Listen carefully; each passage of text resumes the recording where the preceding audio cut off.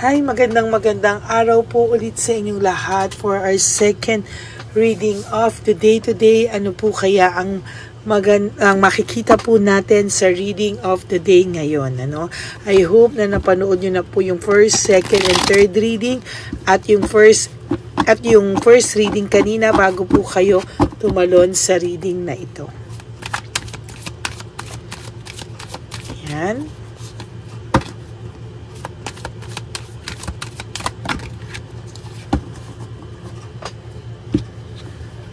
So, tingnan po natin ano po ang makikita natin. Pili po tayo ng 10. 1, 2, 3, 4, 5, 6, 7, 8, 9, and 10.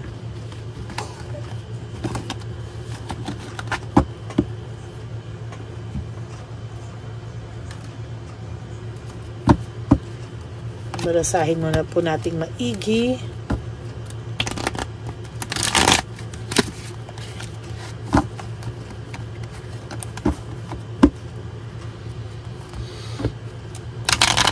Huwag niyo po i-skip to dahil dito po tayo kumukuha ng energy.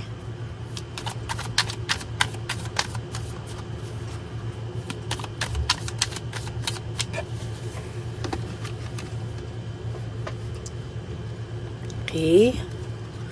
1, 2, 3, 4, 5, 6, 7, 8, 9, and 10.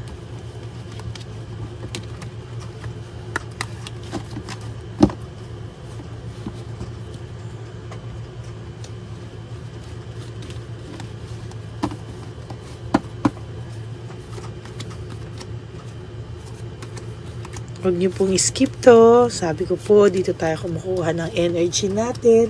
So, huwag niyo pong skip ito.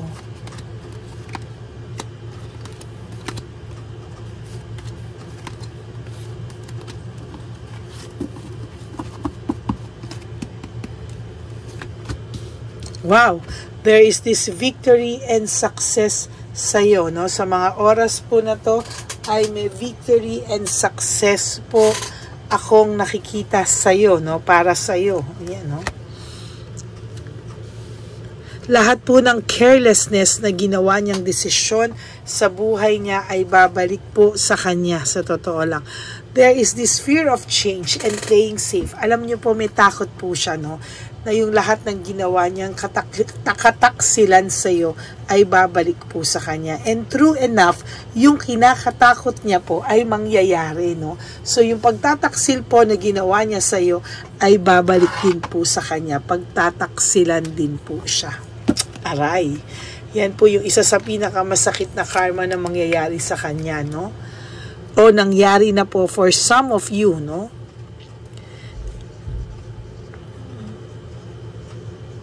Yung pagtataksil na ginawa niya sa'yo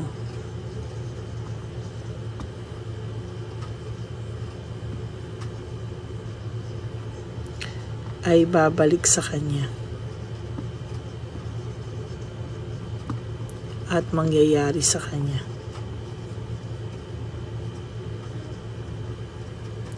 At gagawin, sorry.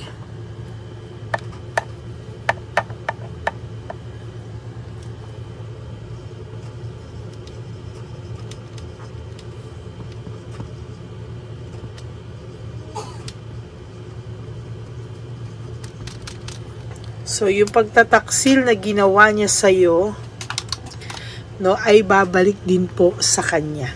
No? Yan. So, yung ginawa niya sa'yo yung pagtataksil, babalik sa kanya sa ayaw niya man at sa gusto niya. No, magiging disorganized po ang buhay nito, overwhelming po ang susunod na mga magaganap sa buhay niya, no. Yung mga pang-i-stress niya po sa iyo ay babalik po lahat sa kanya. As a matter of fact, emotional immaturity, meron pa rin po ang taong ito hanggang ngayon.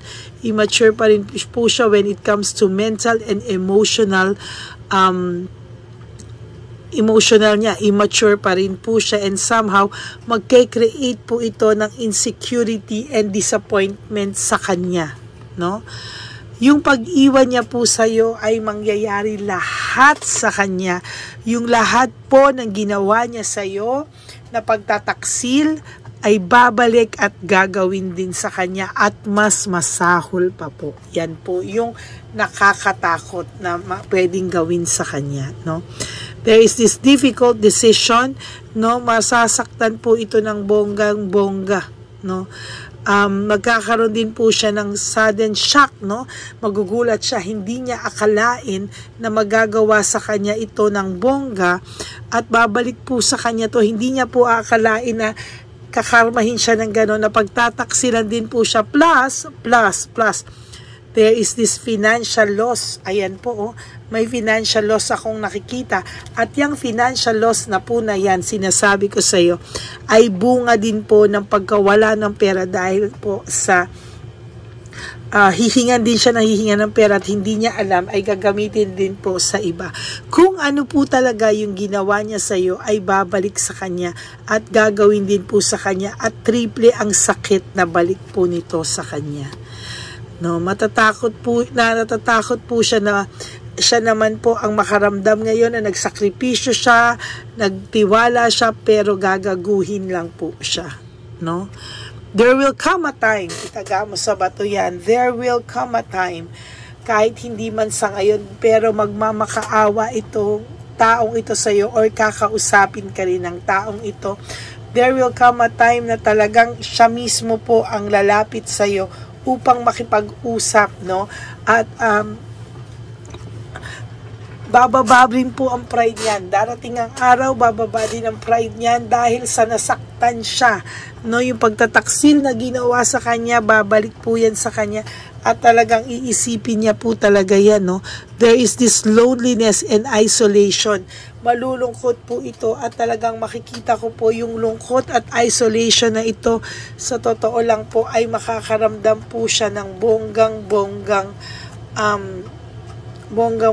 isolation and loneliness po sa kanya. Sa totoo lang, there is this akala niya po nagpaka-romantiko siya, akala niya po ay naging nabigay niya rin lahat, ano, bubuhos niya na pakiramdam niya para hindi siya mapulaan, pero sa totoo lang po, no, there is a big chance, no, na talagang mangyari talaga ito sa kanya, no, na talagang pagtataksilan din po siya ng tao na pinili niya para pagtaksilan ka.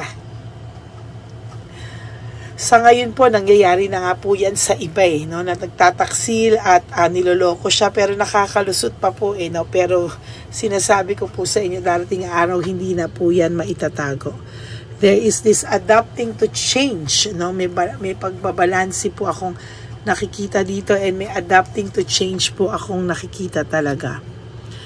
No, ikaw po yung makaka-adapt sa pagbabago, sa mga desisyon na gagawin mo sa buhay mo. Magiging maganda po ang mga susunod na araw sa buhay mo, pero siya po maraming mischance and loss of opportunity, no? Sa totoo lang po, ayan, no, meron pong loss of opportunity.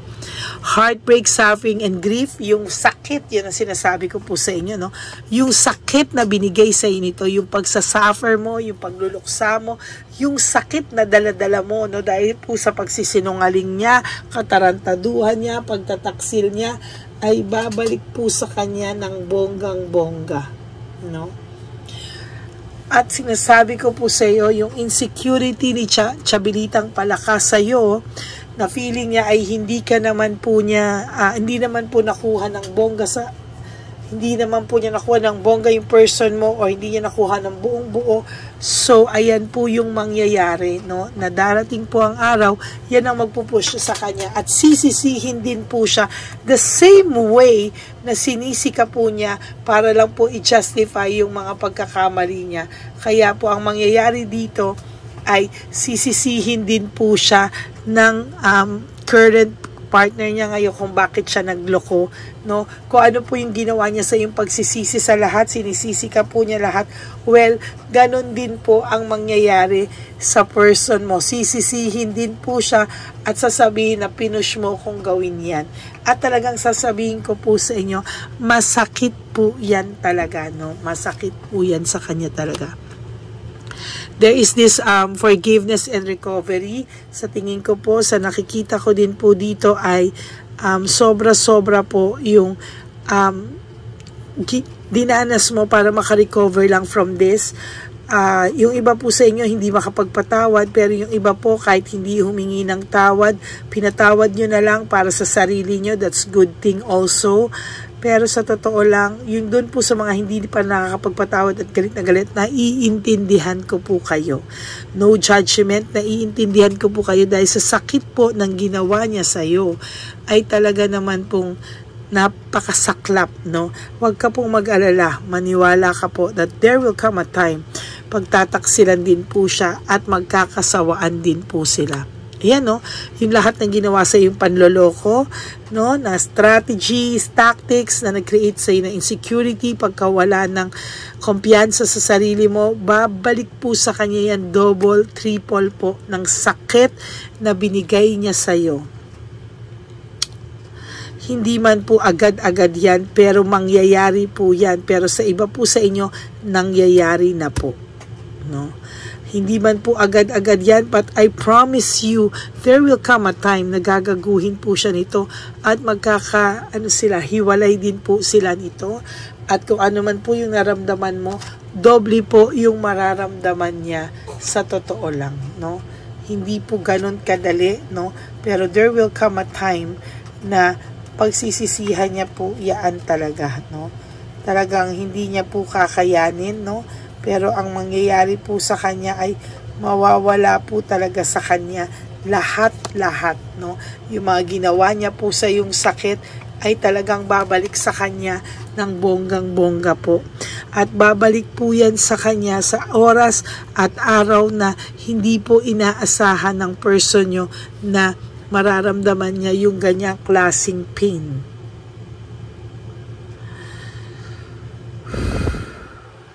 Yan, no? There's cold heart and bitterness. Yan po ang mararamdaman ng person nyo sa mga susunod na araw na panglalamig at bitterness. There's cold heart and bitterness, no? Sa totoo lang po, yan, no? Darating po ang araw na yan na masasaktan din po ito. Manlalamig po sila sa isa't isa, magkakalamigan sila, pero siya po ang talo sa huli. Siya po ang magdadala ng bitterness at araw-araw niya pong maiisip na ito po ay karma sa kanya. Karma po na nangyari dahil sa panloloko niya sa'yo, no? At talagang hindi po siya titigil sa totoo lang dahil nang hanapin ka, dahil po talagang may mag-urge po sa kanya na ito po ay karma talaga ng kahapon, no? Magiging masasaktan po siya and somehow hindi niya po kakayanin itong lahat ng pains na to. There is this emptiness, yan ang mararamdaman niya.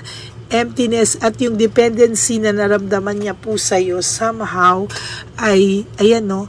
Talaga pong kakailanganin niya ng lalabasan ng sama ng loob sa sobrang sama ng loob at magtataka ka, of all the people, ikaw pa talaga ang hinanap niya, ang kapal naman ng mukha mo, diba? Yan ang tingin mo. Pero dahil po sa'yo po siya kampante at panatag at talagang magsusumbong po sa'yo ito balang araw, pero hindi ka na po interesado malaman pa.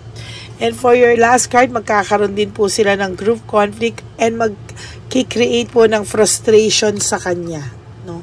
Ayan po, no? Yan po ang mga mangyayari sa kanya sa mga susunod pa pong araw. Yan, no?